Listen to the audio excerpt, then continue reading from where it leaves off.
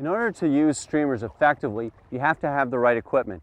There's special rods, special lines that you have to use, and even the leaders are specific to this type of streamer fishing.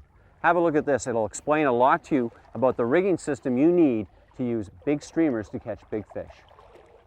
There are several rigging options for streamer fishing depending upon conditions. Based on the depth and where in the water column you need to put your fly will help determine the type of fly line, pattern, and leader setup you will require. In terms of matching the leader to the fly line, it is quite common for anglers to make mistakes in the appropriate leader length required. Here are some options you should consider. When using smaller streamers such as muddler minnows and Thunder Creek style patterns, most anglers will use a floating line. This will help you effectively fish a depth of 1 to 4 feet at most. A leader of 7 to 9 feet in length is ideal for this type of presentation. If you require more depth or particular action on your fly, then you add a split shot 6 to 12 inches ahead of your streamer. There you are. If you're using patterns such as bead-headed woolly buggers combined with an intermediate fly line, then you can shorten your leader to 6 to 8 feet in length and also increase the strength of your tippet. This shorter leader will give you tighter control of your fly for both casting and in the water in terms of presentation. Get him in this quiet water here and we'll net him. He looks like a decent fish. How's he feel? I haven't seen him yet. He's not too big. He's not huge, but he's a decent fish. Oh yeah. Looks like a brownie. Is that what it is? Yep. Nice brown. He took it on the second or third strip. Get him up and well, there you go. Nice brown trout. Yeah, that's a nice 13-inch fish or so. Nice fish. That's a good way to start the day. Yeah.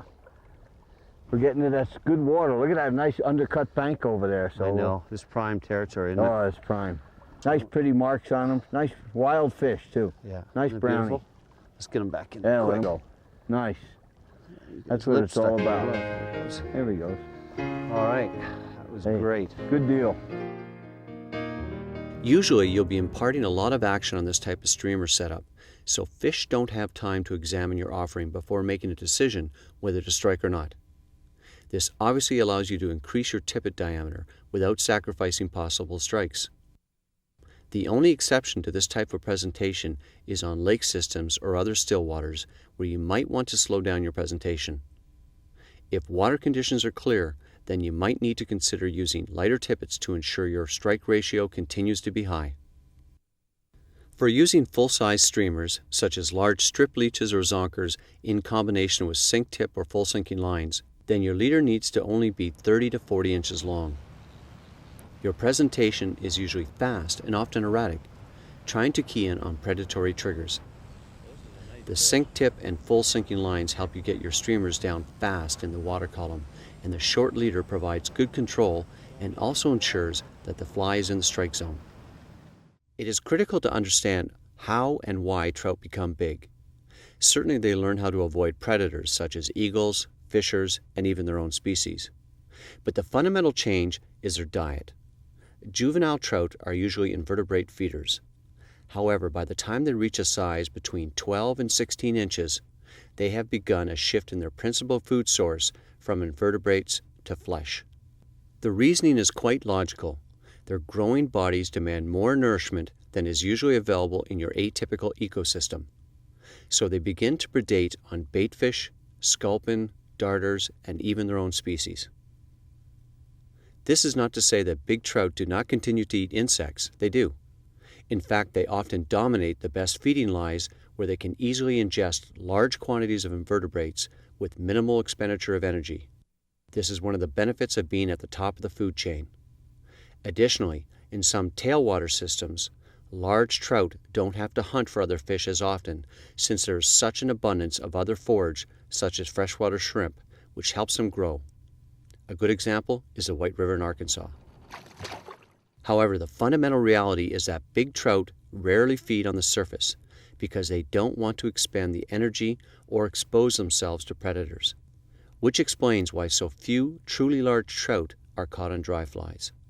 To consistently catch trophy trout in most systems, you have to use streamers because their principal source of nourishment comes from hunting, killing, and eating other fish.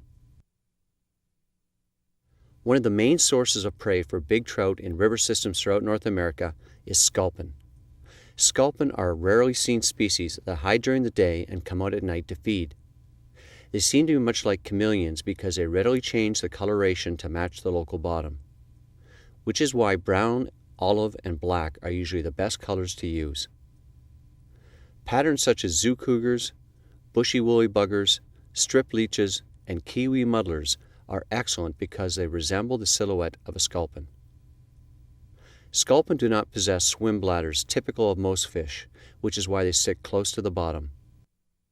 The pattern you must use must be on or near the bottom when retrieved in order to realistically imitate this favorite prey fish of big trout. Silhouette and color are your two key elements when choosing streamer patterns.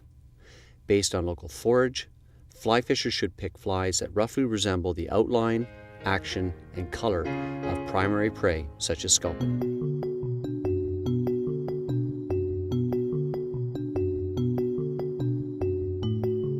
Predator, even though the fish may not be hungry, he can't stop that triggering mechanism that says in his brain, I have to defend my territory.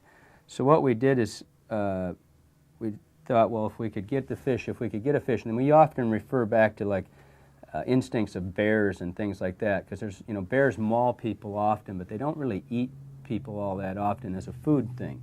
You've simply intruded on the bear's territory, and you pay the price. He swats you around. The same thing's what we're trying to, and all predators being the same, cats will do it, dogs will do it, anything that you come into their territory, they'll respond.